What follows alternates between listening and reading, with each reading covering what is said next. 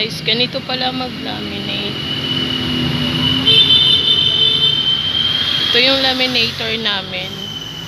Gamit namin ay A3 size na laminator. Tapos, syempre, i-on muna dito.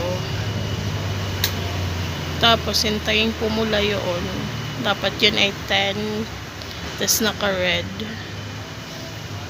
Ngayon, meron tayo ditong cut size. Ito. Pwede na dito yung mga tin ID. Natatawa ko sa kasama ko dito, guys.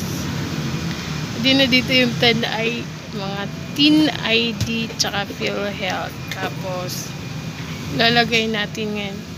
Yan, nag-red na. Tapos, ilalagay natin yan dito sa loob. Para hindi siya curve. Yan. Lalagay muna sa loob bago pwede na siyang ipapasok. Tapos, press the motor.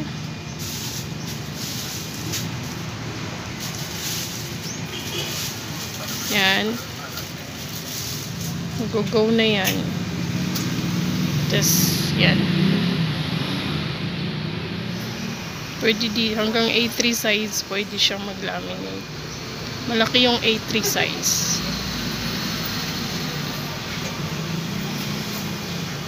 Ito pala yung work ko, guys. Nilalaminate, nagpo-photocopy, print, xerox.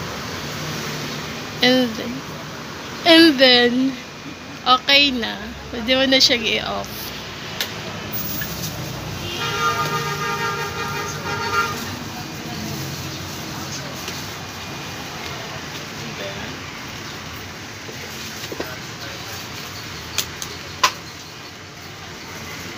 Yan.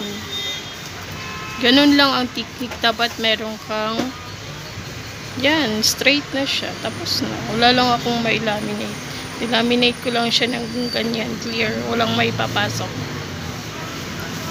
Tapos yan. Ang technique dito is meron kang parang ganitong cartoon para hindi mag-curve yung iyong nilaminate.